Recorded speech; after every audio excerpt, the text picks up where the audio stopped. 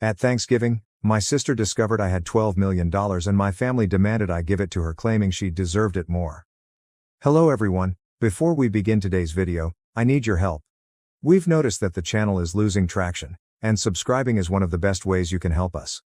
It's quick, free, and allows us to continue bringing you great content. Your support means everything. Let us keep this channel growing collectively. Thank you very much. Now, let's begin the video. Using a throwaway for obvious reasons, with certain specifics modified to preserve anonymity. So I'm Sarah, 38, female, and I need to get this off my chest. Do you know those family dynamics in which one child can do no wrong while the other appears to be invisible? Yes, welcome to my life. Everything was very typical until I was 8. I was an only kid, and while my parents were not particularly warm and fuzzy, they were present, I suppose. Mom would help me with my homework, and Dad would occasionally take me fishing on Lake St. Clair. We weren't the Brady Bunch, but we were fine. Then came the night that would change everything. I recall my Aunt Kelly showing up at 2 a.m. and telling me to pack a suitcase because Mom was in the hospital. My sister, Rachel, was on her way, but something was wrong. She wasn't meant to arrive for another 2 months. The following few weeks were a flurry of hospital visits and hush chats. Rachel was really little. She looked like one of my baby dolls, but with all these tubes and cables, I wasn't allowed to touch her or get too close. That was the first time I felt it, an invisible wall forming between me and the rest of my family. When they eventually brought Rachel home, our house turned into a sterilized bubble. Mom had an obsession with germs. I'm talking industrial strength disinfection throughout, hand sanitizer stations in each room, and constant cleaning. The harsh odor of bleach still causes me distress to this day. But here's the bit that really messed me up. Whenever I showed the slightest symptom of illness, I was whisked off to either Grandma Marie's or Aunt Kelly's house. I mean every time. Sneeze once, pack your bags. A mild cough, you're off to see Grandma. At first, I thought it was enjoyable. Grandma Marie would make cookies, and Aunt Kelly had a fantastic collection of Nancy Drew books that I was working my way through. But children are not stupid. After a while, you begin to understand what is actually going on. You are not being sent away on adventures, you are being handled as a threat. As if your entire existence could damage your beloved sister. I tried everything to gain their attention in a healthier manner. Honestly, everything? Got all A's? Mom would scarcely look up from Rachel's most recent doctor's appointment calendar. Won first prize in the scientific fair with a project about renewable energy. Dad just asked if I could store the display board in the garage since Rachel is allergic to cardboard dust. Is this even a thing? The real kicker came when I was 12. For months, I'd been practicing for the school talent show, teaching myself to perform Bridge Over Troubled Water on the piano. I know it's a little too obvious. Rachel had a 99.1 degree Fahrenheit fever on the night of the show. Guess who did not have anyone in the audience? Meanwhile, 2 weeks later, the entire family, including both sets of grandparents, attended Rachel's 15-minute flute recital, during which she essentially killed hot cross buns. Rachel immediately learned how to use the system. By the age of 7, she had outgrown any real health difficulties, but that didn't stop her from performing. Headache? Must remain home from school. Feeling tired? Someone else, guess who, should perform her tasks. Worried about a test? Mom would literally call the school to have the deadline extended. I began spending more and more time in my room, immersed in books about art history and antiques. It's funny how life works out sometimes. My room became my sanctuary, mostly because Rachel claimed she was allergic to my lavender air freshener, so it was the only place she wouldn't go. Do you know what is actually wrong? When she pretended to be sick, a part of me felt grateful. At the very least, I'd be taken to Grandma Marie's, where someone would ask about my day or be interested in what I was about. Grandma was the one who sparked my interest in vintage jewelry. She had an incredible collection of costume pieces that she let me organize and catalog. I suppose I should have regarded it as prophetic. The worst thing wasn't even the clear favoritism. It was how they rewrote history to excuse their actions. Rachel just needs more attention because she had such a rough start. Sarah's always been so independent. Sarah understands that her sister has special needs. Number I did not comprehend. I was a child who didn't understand why having a good immune system made me less deserving of love. Looking back, I can see how these years shaped me. The persistent message that I was somehow unsafe or inconvenient to be around doesn't just go away. But hey, at least it taught me to be self-sufficient. When no one checks your homework or cares about your triumphs, you quickly learn to be your own cheerleader. High school, the majority of people either loved or loathed it. Me, I regarded it as a ticket out. While Rachel was establishing her drama empire in middle school, I was laying the groundwork for my own escape. And let me tell you, nothing inspires you to accomplish more than knowing that no one will do it for you. Remember how I said I spent hours sorting Grandma Marie's jewelry collection? That taught me a valuable lesson: the need for systematic organization and attention to detail. In high school, I approached everything with the same perspective. My desk at home resembled something out of an organization magazine: color-coded notes, meticulously organized study plans, and everything had its place. Rachel teased me about it, calling me Rain Man. Very great, sis. But here's the thing about being invisible: no one is monitoring your failures or successes. So do whatever the heck you want. I joined every club that would not interfere with my part-time employment at Carson's Diner. Thank you to Carol, the owner, for remembering my birthday when my own parents had forgotten. Debate team? Check. Who is the National Honor Society president? Check. Who is the editor-in-chief of the school newspaper? Check.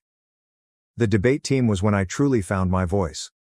There's something quite rewarding about shattering someone's argument while maintaining complete composure. It also taught me how to negotiate, which I didn't realize at the time but would be useful later. I've won states twice. Rachel had major soccer games, therefore my parents were unable to attend both competitions. She was on the C team, did not even play. The game changer the junior year was when things truly became interesting. I took the SAT and received a flawless score. Not like, oh, pretty good, perfect. I mean, perfect. 1600. You know how many people receive that? Less than 1%. I remember staring at the results screen for almost 20 minutes, convinced it was an error. I rushed home to tell my parents. I realized this is stupid. Mom was in the kitchen assisting Rachel with her English homework. The conversation went something like this. My reaction: Mom. Look, I got a perfect SAT score. Mama. That's nice, honey, but can you keep it down? Rachel's trying to concentrate. She has a big test tomorrow. Rachel, you're correct. Yeah, some of us actually have to study, Miss Perfect. She said. Rachel, sweetie, don't stress. You're just a different kind of learner. I still have the hard copy of those SAT results someplace. Never got pinned on the fridge. But Rachel's C+ in English? That infant received Primo refrigerator real estate, complete with a "we're so proud of you" magnet. College applications. The college application procedure was interesting. I applied to 15 schools without informing anyone. I wrote all of my own essays, gathered my own recommendations, and handled all of the financial assistance paperwork myself. My guidance advisor, Mr. Chen, was the true MVP. My parents were too busy to help me with the FAFSA, so I stayed late after school. Then acceptances began to arrive. Harvard, Yale, Princeton, Michigan, and each one comes with a scholarship offer. I stored them all in a locked box under my bed, knowing what would happen if Rachel discovered them. They'd suddenly shifted their focus entirely to her. But if Sarah goes to Harvard, I'll be all alone. Or some nonsense like that. The day I received my full ride offer from UMich, Rachel joined JV cheerleading. Guess which one was celebrated with a family feast? Hint, I had microwave mac and cheese in my room while they went to Olive Garden. But, you know what? The scholarship was my golden ticket. Tuition, lodging and board are all included, as is a book allowance. I could finally leave that house, where I was either invisible or inconvenient. The day I received my acceptance package, I went to my favorite spot in the local library, a fourth-floor window seat overlooking the park, and grieved for an hour. Not sad tears. There were tears of relief. When I told my parents at supper that I was going to UMich, they were ecstatic. He said, Michigan? But that's so far. What if Rachel needs you? She replied, I hope you're not expecting us to help with expenses. Rachel's cheerleading competitions are very costly. Rachel is crying. Oh my God, finally. Can I have your room? I need space for my TikTok videos. The summer before college I worked double shifts at Carson's Diner to save money. Carol, bless her heart, always gave me additional tips and made sure I got to take home leftover pie at the conclusion of my shifts. She also taught me a vital skill: how to recognize genuine people in a society full of fakes. Baby, she'd tell me, in diners and in life, the ones making the most noise usually have the least to say. Move-in day at UMich? My folks couldn't attend because, surprise, Rachel had a cheerleading competition. Aunt Kelly drove me instead, helped me set up my dorm room, and gave me a $500 envelope. Your Grandma Marie wanted you to have this, she told me. She's so proud of you. Later, I learned that Grandma had been saving that money from her Social Security checks for months. That first night in my dorm room, I promised myself, I was going to create such a wonderful life that being overlooked would be inconceivable. Not for vengeance. Nothing to prove to my family. But what about the 8-year-old girl who used to get sent to Grandma's house for sneezing? College and the beginning of something new. College went by in a flurry of all-nighters, instant ramen, and heavenly independence. I graduated summa cum laude from the University of Michigan. Not that my folks noticed. They were too busy helping Rachel transfer to her third college in 2 years. But this is where the plot takes an unexpected turn. I got an entry-level job at Everett and Phillips Auction House in Detroit. I won't use the real name for obvious reasons, but if you're in the business, you probably know who I'm talking about. A genuine high-end establishment, many old money clients, that type of transaction. I began with their estate sales business, which involved documenting the belongings of wealthy individuals after their deaths. Not exactly glamorous, but it paid the bills. The breakthrough. My first several months were very standard, logging countless china sets, categorizing vintage furniture, and so on. Next followed the Kingston estate. Mrs. Kingston was an elderly widow who had died with no children, leaving behind what everyone assumed was a huge collection of costume jewelry. Rooms filled with the material? This is where those hours at Grandma Marie's came in useful. I'm looking through this stack of jewelry when something catches my attention. It's an Art Deco brooch. Nothing really showy, yet something about it felt different. The weight was unsuitable for costume jewelry. The clasping mechanism was far too complex for a copycat.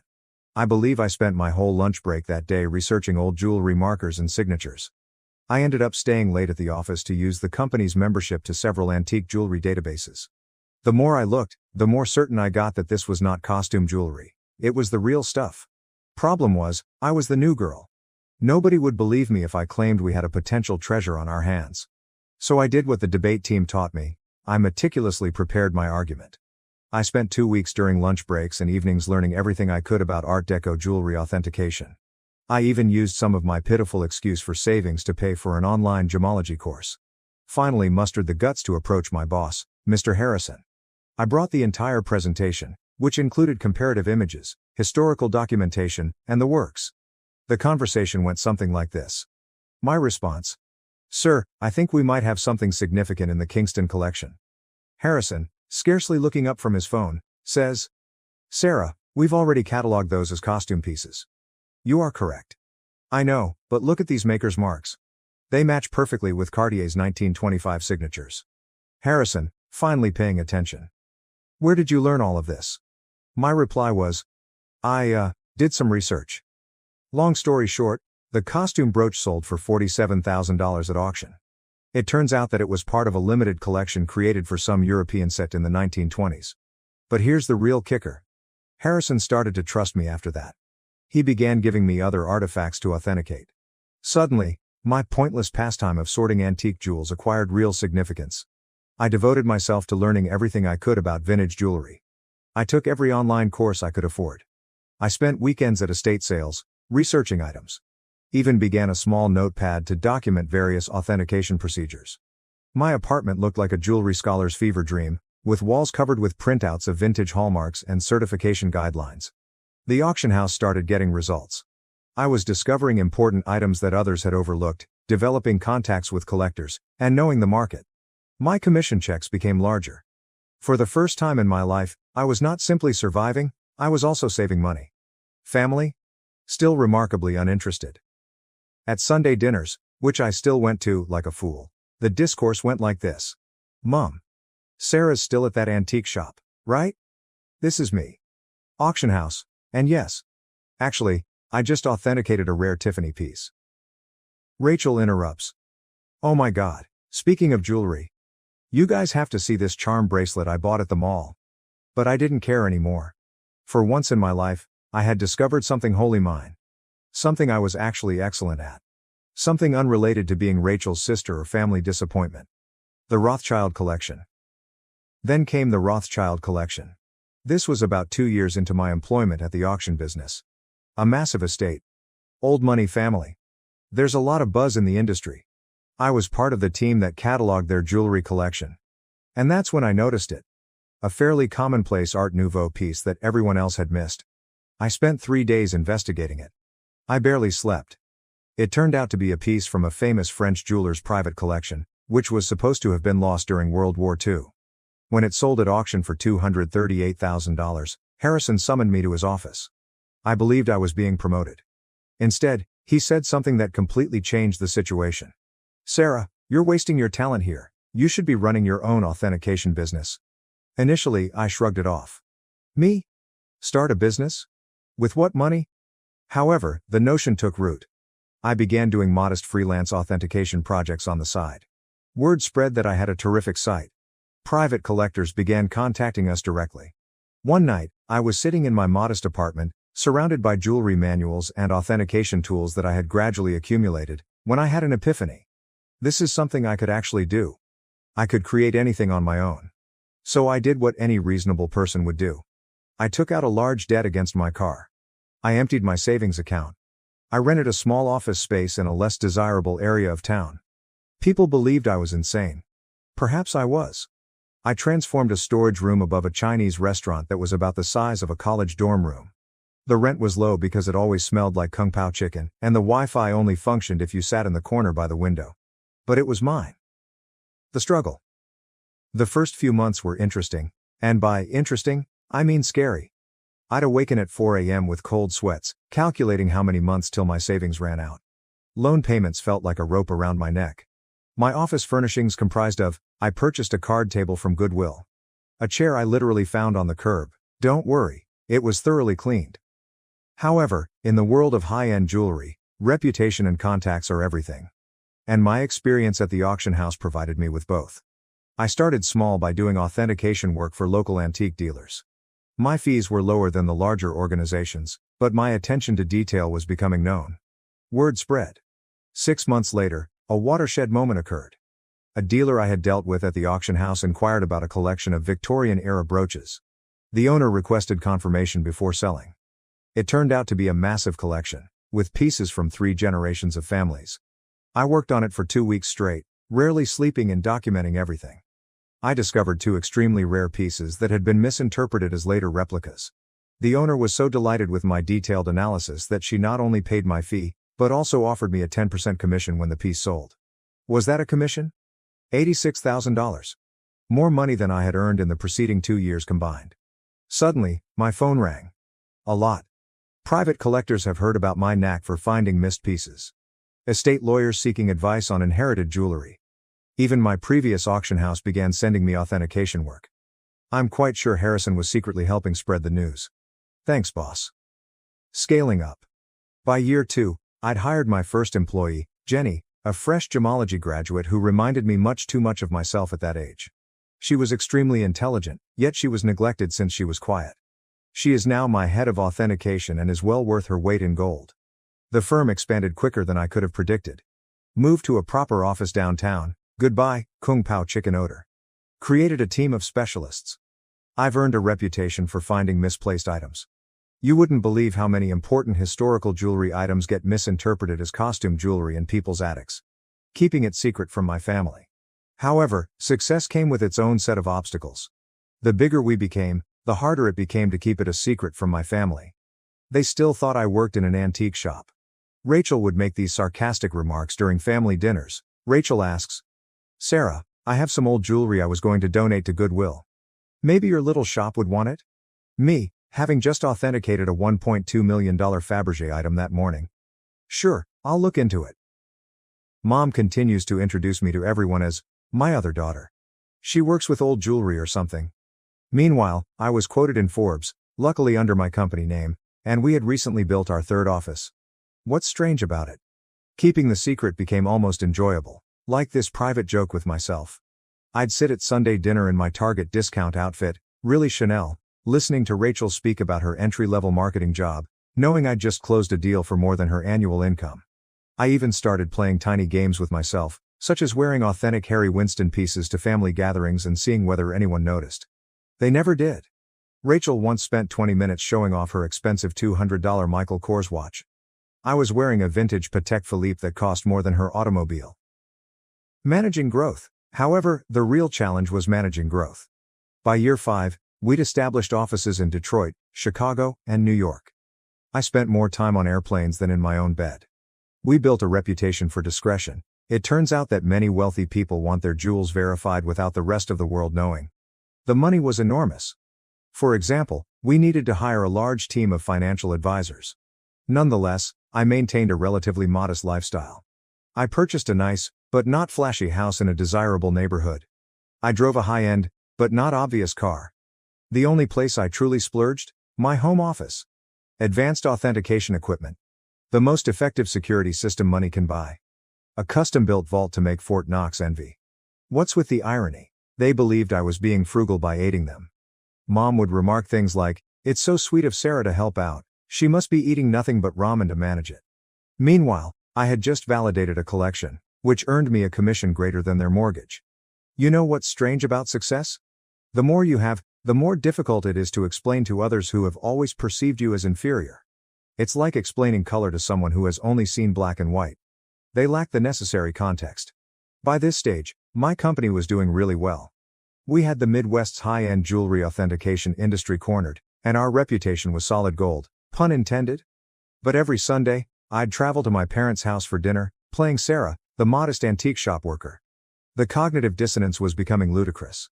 I'd spend my mornings on conference calls with Dubai collectors, my afternoons authenticating million-dollar pieces, and my evenings at my parents' house in carefully chosen normal clothes, eating Mom's overcooked pot roast while Rachel dominated the conversation with stories about her latest marketing triumph.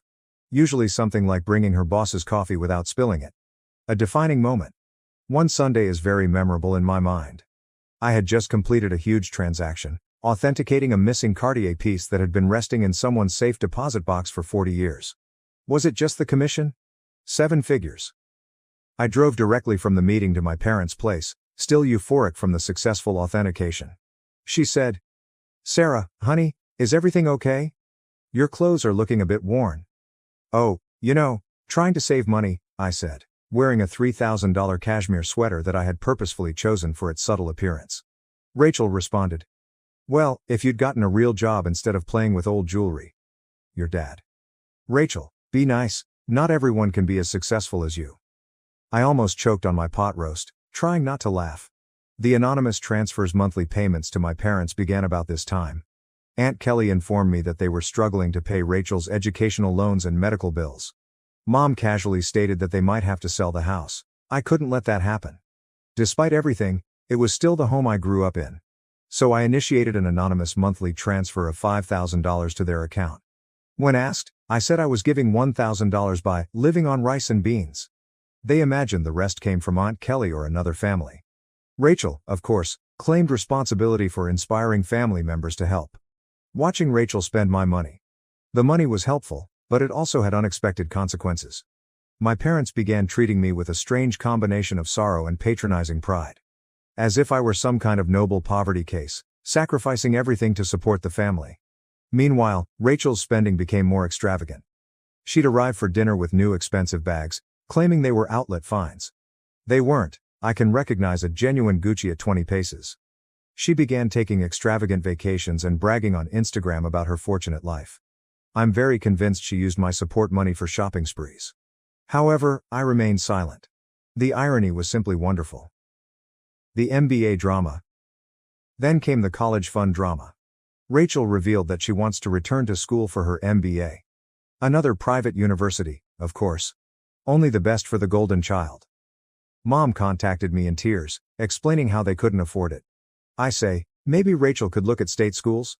They have good programs too. My mother. Oh honey, you don't understand. Your sister needs to maintain certain standards. But, speaking of assisting, may I increase my monthly contribution for a few years? I increased it to $7,000 per month. My accounts were unaffected. But witnessing them compliment Rachel for taking initiative with her education, while presuming I was living on ramen to help out, that stung a little. The actual kicker? I was giving a guest seminar at the same business school Rachel wanted to attend. My family didn't know that. The dean personally invited me to give a lecture on luxury goods authenticity and business growth. I had to come up with an excuse as to why I couldn't attend Sunday dinner that week. My own achievement started to feel like a distinct life. As if I were some kind of corporate superhero with a hidden identity. By day, I was running a multi-million-dollar authentication business. By night, well, on Sunday evenings, I was just Sarah, The disappointed daughter who worked at an antique shop. The breaking point, Thanksgiving. The weight of the untruth was becoming heavier. Rachel made rude remarks about my career on multiple occasions. Each time Mom apologized to her friends for my modest lifestyle. Every time Dad suggested I get a real job. I believe I always knew it would end dramatically. I just didn't expect it to implode so spectacularly on Thanksgiving. It began 2 weeks before the holiday. Mom called, weeping about her back discomfort. She had been diagnosed with a herniated disc, and the notion of cooking Thanksgiving dinner for 20 guests overwhelmed her. Now, I'd like to tell you that I offered to help purely out of goodwill. But really? I became tired of pretending her dried turkey was appetizing. My response: why don't I handle the food this year? I can have it catered. She replied: oh honey, we can't afford a caterer. My response: don't worry about the cost. I've been saving up. Mom, concerned: you're not taking out a loan, are you? I coordinated everything with a high-end catering firm that I use for business gatherings. They do incredible work, the kind of food that makes you wonder why you ever bothered to prepare yourself. It cost more than my folks thought I earned in 2 months, but whatever. Thanksgiving morning dawned, and I was feeling quite good. I had my laptop with me because I needed to monitor a major online auction in Hong Kong. This magnificent Art Nouveau necklace was for sale, and I had a customer who was interested in authentication if they won the bid. The lunch arrived on schedule, and everything was properly prepared. Rachel, of course, had to respond. Rachel inquired: store-bought stuffing? Really, Sarah, Mom's is so much better. This is from the girl who once set off the smoke alarm while making toast. Mom was apologizing to everyone for not cooking herself, but you could tell they were enjoying the meal. Rachel shut up after tasting the maple-glazed Brussels sprouts, which, by the way, cost more per plate than her weekly grocery budget. I stepped away from supper and dessert to check my laptop. The auction was getting intriguing, and I needed to be prepared in case my client won. I set up in my old bedroom, which Mom had kept the same since high school. In the meantime, Rachel's room had undergone 3 renovations. That's when everything went wrong. I had left my authentication program running, with many tabs open that displayed various accounts and current agreements. Rachel came in without knocking, some things never change, to borrow my phone charger. She saw my laptop screen and realized this was her chance to finally expose how pathetic her older sister was. Rachel, smirking: let's show everyone what Sarah's really been up to. Before I could stop her, she took my laptop and walked into the dining room. The big reveal: picture this: 20 people, including aunts, uncles, cousins, and my parents, filled with gourmet turkey and half drunk on pricey wine, which they mistook for Trader Joe's. Rachel's reaction: time to see what kind of important work Sarah's doing on Thanksgiving. She flipped the laptop around triumphantly, apparently intending to disgrace me with whatever minor antique transactions she assumed I was working on. The room went completely silent. Like, you could hear the fancy clock I got Mom for Christmas ticking silently. She believed it was a reproduction. My screen displayed: current account balance, $12.4 million. Pending authentication contract, $485,000. Recent transaction, $1.2 million. Hong Kong auction, company's quarterly profit report, $4.2 million. Rachel's face shifted through 5 different emotions in 3 seconds. The final one landed somewhere between astonishment and nausea. She actually swayed slightly on her feet. Rachel whispers: this cannot be right. She said. Rachel, honey, what is it? Rachel, voice cracking: she's rich. Sarah's rich. Chaos ensues. If it was possible, the hush deepened even farther. Then Mom began giggling, like, really laughing. She said: don't be silly. Sarah works at that little antique shop. I rose up carefully, straightening out my basic cashmere sweater, which cost more than their monthly mortgage. Me? Yes. Actually, Mom, I own one of the largest jewelry authentication companies in the country. For years.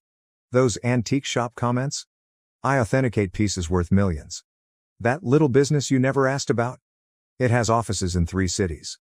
Dad choked on the liquor. Aunt Kelly dropped her fork.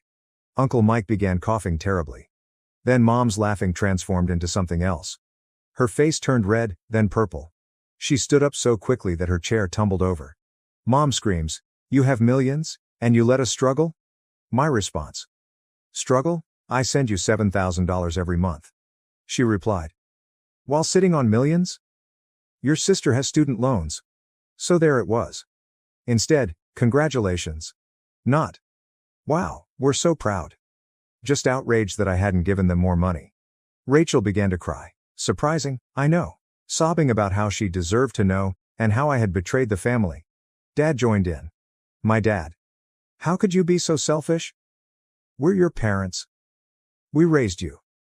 That was when I lost it. Years of being disregarded. Years of dismissal. Years of being considered as a family disappointment. Everything poured forth. My response. Raised me? You shipped me off to grandma's every time I sneezed.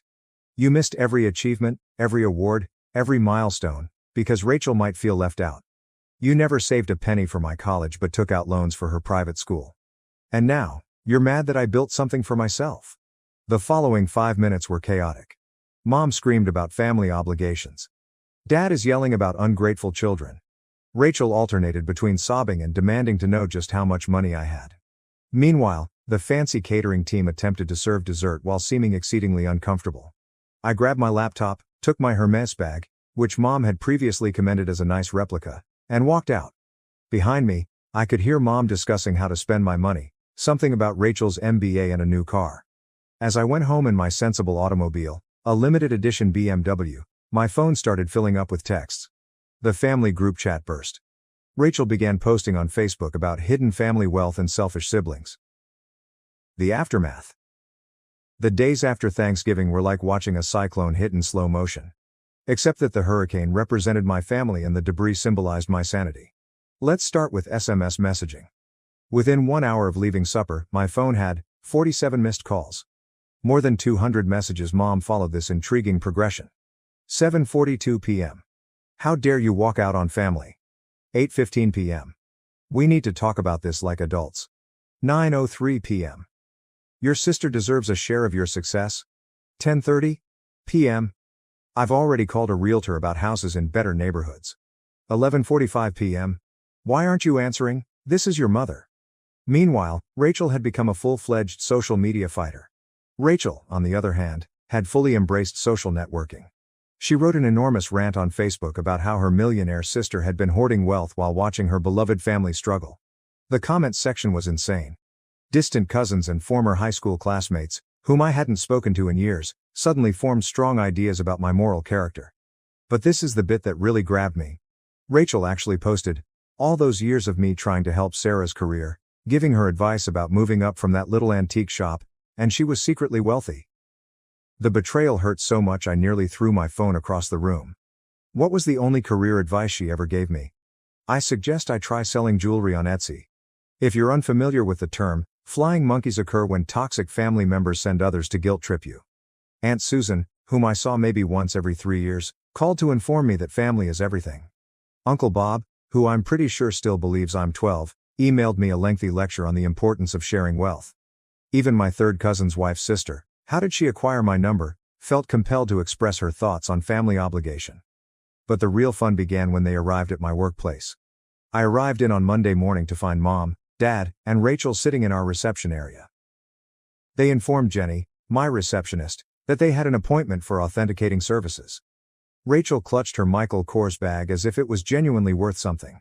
The conversation went about as well as one would expect. Your mother. We've discussed it as a family. I said. A family discussion, without the family member you're discussing. Mom, ignoring me. And we think it's only fair that you set up trust funds for everyone. Rachel responds. I need at least $2 million to start my new life properly. Dad said. And your mother and I would like to retire. We're thinking a beach house in Florida. This is me. Did you miss the part where I've been sending you $7,000 monthly? Rachel responds. That's nothing compared to what you have. You owe us. You're thinking, I owe you? For what, exactly? The years of being ignored? The missed graduations? The constant comparisons? Mama. Don't be dramatic, Sarah. We gave you everything. My response. No. I gave myself everything, and you know what? I'm done. Right there in my own office lobby, I took out my phone and canceled the monthly transfers to their account. Mom gasped as if I'd slapped her. Rachel began her phony crying performance, but quickly stopped when she saw it wasn't working. Then things became ugly. They refused to leave. I had to contact security. Seeing my 60-year-old mother being dragged out while yelling about ungrateful children was bizarre. Jenny asked whether I wanted to press charges. I said no. However, I did have their names placed on the building's do not admit list. The harassment lasted for weeks. New telephone numbers. Fake email addresses. Even tried to contact me through my company's customer service. I finally had to issue a formal legal notice, threatening harassment charges. Mom then played her final card. She called Grandma Marie. But here's the thing about Grandma Marie, she is wiser than all of them together. How did she respond? Good for Sarah. About time someone in this family succeeded on their own terms. Mom did not speak with her for 2 months after that. It has been 6 months since Thanksgiving. I relocated to a new home, with better security.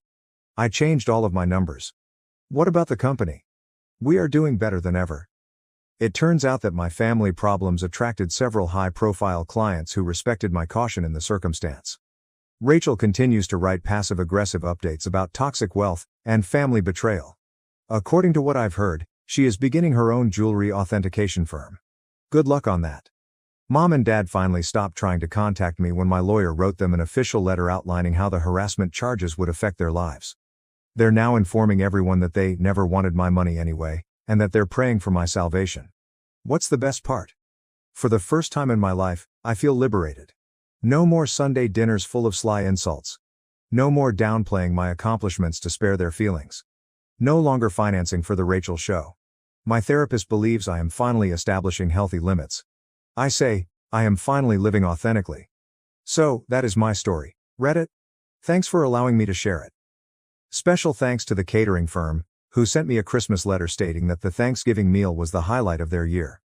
Edit, responses to common questions. Yes, I am still in treatment. No, I do not regret cutting them off. Yes, Grandma Marie is doing well. She's coming to visit next month to help me catalog a new collection. One last thing. To Rachel. I know you're probably reading this. What about the Cartier bracelet you're wearing in your most recent Instagram post? Definitely a fake. Just saying. Thank you for watching. If you haven't subscribed yet, please do so and hit the notification bell to stay updated with more shocking real-life stories happening around you.